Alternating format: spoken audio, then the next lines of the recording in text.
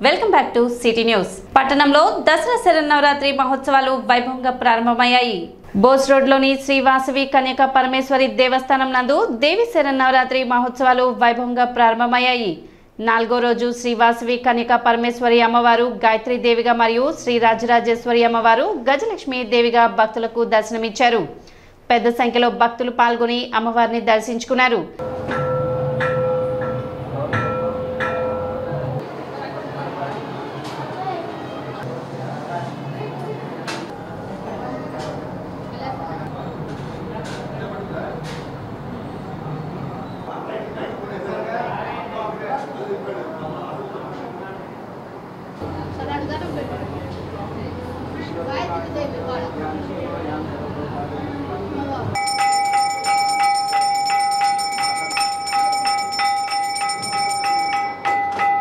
తెనాలి పట్టణం బోస్ రోడ్లో వేయించేసినటువంటి శ్రీ వాసవి కన్యకా పరమేశ్వరి అమ్మవారి యొక్క దేవాలయంలో దేవీ శరన్నవరాత్రి మహోత్సవాల్లో భాగంగా ఈ రోజున 4వ రోజున మరి శ్రీ వాసవి కన్యకా పరమేశ్వరి అమ్మవారు శ్రీ గాయత్రీదేవిగా, అలాగే శ్రీ రాజరాజేశ్వరి అమ్మవారు గజలక్ష్మి అమ్మవారుగా దర్శనమిస్తూ ఉన్నారు.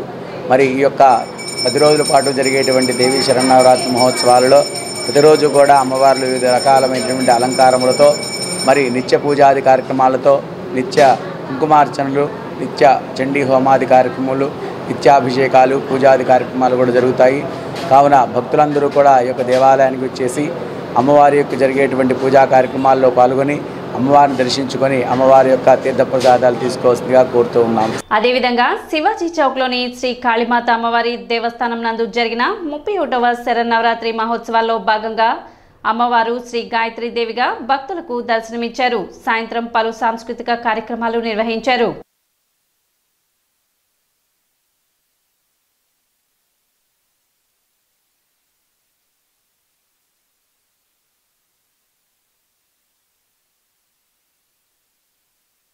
అదేవిధంగా దేవి చౌక్లోని శ్రీ రాజరాజేశ్వరి దేవి అమ్మవారి దేవస్థానం నందు 93వ శరన్నవరాత్రి మహోత్సవాలు ఘనంగా నిర్వహించారు.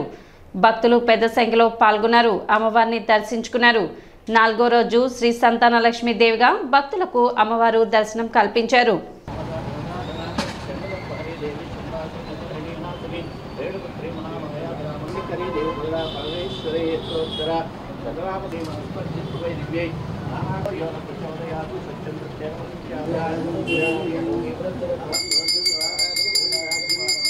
అదేవిధంగా పట్టణ బాలాజీరావుపేటలోని శ్రీ కనకదుర్గ దేవాలయం నందు శ్రీ దుర్గా భవానీ నవరాత్రి మహోత్సవాలు గురువారం నుండి ప్రారంభమయ్యాయి. గురువారం నుండి 12వ తేదీ వరకు జరిగే ఈ మహోత్సవాలలో భాగంగా 4వ రోజు అమ్మవారు లలితా త్రిపుర సుందరి దేవిగా భక్తులకు దర్శనం కల్పించారు. భక్తులు పెద్ద సంఖ్యలో పాల్గొని అమ్మవారిని దర్శించుకున్నారు.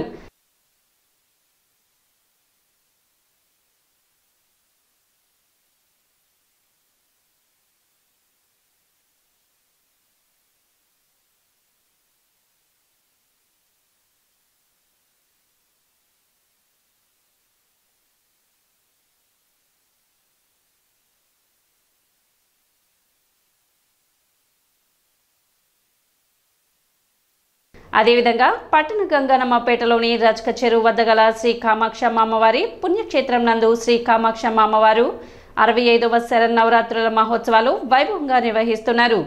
4వ రోజు అమ్మవారిని శ్రీ గాయత్రీదేవిగా అలంకరించి విశేష పూజలు, కుంకుమార్చనలు వైభవంగా నిర్వహించారు. తెనాలి గంగానంపేట రజక చెరువు వద్ద వేంచేసి ఉన్న శ్రీ కామాక్షి అమ్మవారి 65వ దసరా మహోత్సవాల్లో భాగంగా ఈరోజు 4వ రోజు అమ్మవారు శ్రీ గాయత్రీదేవిగా భక్తులకు దర్శనమిస్తున్నారు. ఉదయం సువాసినీలచే కుంకుమార్చన కార్యక్రమాలు పూర్తయినాయి. అదేవిధంగా సాయంత్రం అష్టోత్తర శతనామావళి కార్యక్రమం మరియు మంగళహారతుల కార్యక్రమాలు మరియు మంత్రపుష్పాది కార్యక్రమాలు జరుగును.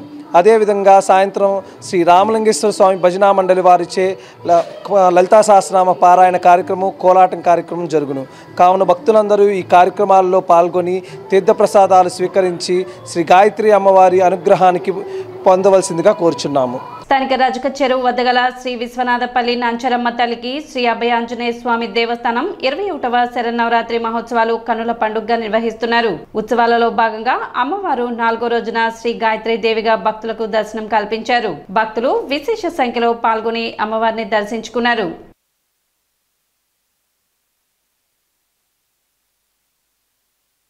తెనాలి పట్టణ పాండురంగపేటలో వేంచేసి ఉన్న శ్రీ శ్రీ పోలేరమ్మ తల్లి దేవస్థానానికి విద్యుత్ బీసీ ఉద్యోగుల బీసీ సంక్షేమ సంఘం రాష్ట్ర అధ్యక్షులు పరిస వెంకటేశ్వరరావు మైక్ సెట్ బహుకరించారు. ట్రాన్స్జెండర్స్ ఆధ్వర్యంలో నిర్వహిస్తున్న దేవాలయానికి దసరా మహోత్సవంలో భాగంగా వారి కోరిక మేరకు మైక్ సెట్ అందించినట్లు పరిస వెంకటేశ్వరరావు తెలిపారు. కార్యక్రమంలో సుబ్రహ్మణ్యం, వాసిరెడ్డి వెంకటేశ్వర్లు, మైలా పాపారావు, భాస్కరరావు, కేసిన అశోక్, సాయి కృష్ణ మరియు ట్రాన్స్జెండర్స్ గాయత్రి, కల్పన, అను, ప్రసన్న, మల్లేశ్వరి, మైథిలి తదితరులు పాల్గొన్నారు.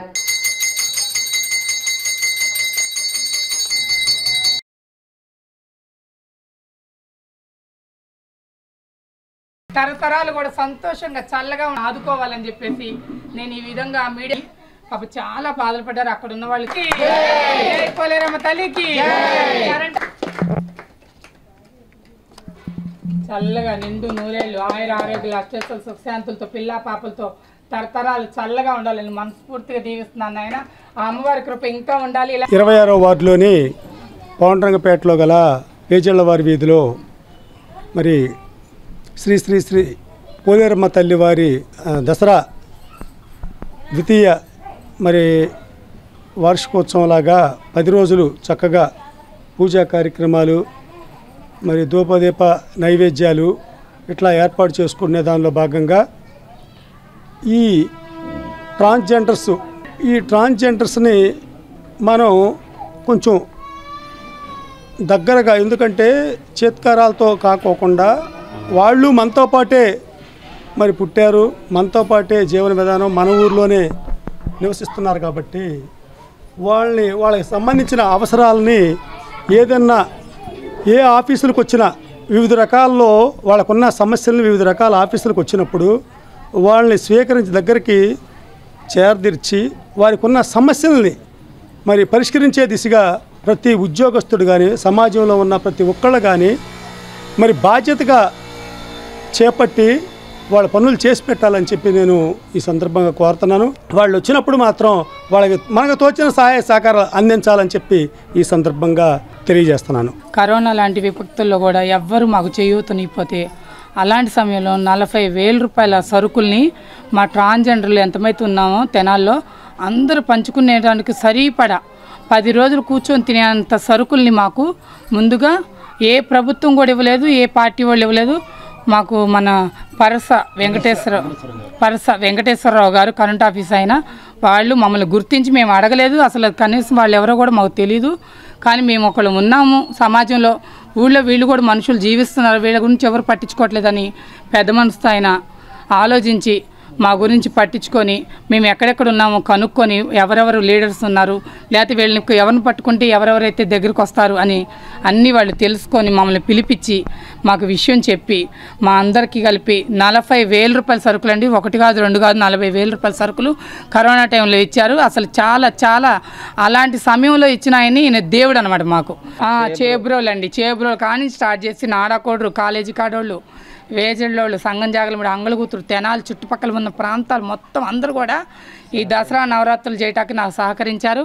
షాప్ కాడికి మమ్మల్ని పిలిపించి మాకు నచ్చింది తీసుకోండి అని చెప్పేసి, ఇంత అమౌంట్ అని మీరు అడగొద్దామా, మీకు ఏం కావాలో చెప్పండి అది తీసుకోండి అన్నారు. మాకు నచ్చిన ఏదో మాకు కావాల్సిన మైక్ సెట్టు, పాటలు పాడతాకి బాక్సు, అలాగే స్పీకర్, మాట్లాడి పంతులు గారు మంత్రాలు చదువుతాకు ఒక మైక్ విడిగా, అవన్నీ కూడా మొత్తం ఏర్పాటు చేశారు. నిజంగా ఆయనకి ఎంత చెప్పినా తక్కువే ఆయన గురించి. శ్రీ షిరిడి సాయి అనుగ్రహ పీఠం నందు దేవి శరన్నవరాత్రి మహోత్సవాలు వైభవంగా నిర్వహిస్తున్నారు.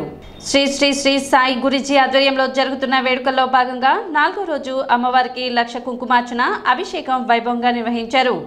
అమ్మవారు అన్నపూర్ణాదేవిగా భక్తులకు దర్శనమిచ్చారు. ఉత్సవాల్లో భాగంగా ప్రతిరోజు చండీ పారాయణం, లలిత సహస్రనామ పారాయణం నిర్వహించనున్నట్లు ఆలయ కమిటీ సభ్యులు తెలిపారు. కార్యక్రమంలో మల్లేశ్వరరావు, ప్రతాప్, యశోద, గీతశ్రీ, ఆనందలక్ష్మి, భవానీ ప్రసాద్, శ్రీధర్ రెడ్డి తదితరులు పాల్గొన్నారు.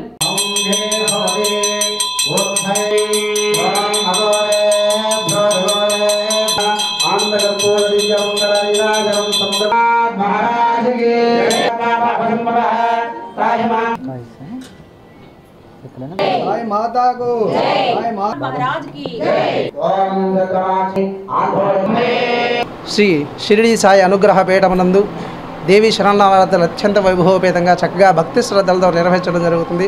మరి ఈరోజు కార్యక్రమంలో భాగంగా మరి ఈ రోజున అమ్మవారిని శ్రీ అన్నపూర్ణాదేవిగా ఎంతో విశేషంగా అలంకరించుకోవడం జరిగింది. మరి ఈరోజు ప్రాతకాలంలో అమ్మవారికి పంచామృతములతో అభిషేక కార్యక్రమాలు, అదేవిధంగా కుంకుమార్చనాది కార్యక్రమాలు, ఈ యొక్క విశేషంగా అమ్మవారిని ధాన్యంతో అమ్మవారిని అలంకరించడం జరిగింది. మరి ఈ రోజున భక్తుల చేత పూజాది కార్యక్రమాలు ఎంతో భక్తి శ్రద్ధలతో నిర్వహించడం జరిగింది. మరి గురుదేవుల యొక్క ఆశీస్సులు, అదేవిధంగా గురూజీ గారి చేతుల మీద ఉండగా ఈరోజు సాయంకాలం అన్నపూర్ణాదేవిగా మనం అలంకరించుకున్నాం. కాబట్టి అమ్మవారికి ప్రసాదంగా ఇచ్చినటువంటి ధాన్య ప్రసాదాన్ని గురూజీ గారు మరి భక్తులందరికీ కూడా తీర్థ ప్రసాదం వినియోగాన్ని కార్యక్రమాన్ని కూడా నిర్వహించారు. మహాచండీ యొక్క పారాయణ కార్యక్రమాన్ని కూడా ఈరోజు సాయంత్రం ఆ యొక్క పండితుల చేత నిర్వహించడం జరిగింది. ఇప్పుడు ఒక చిన్న విరామం.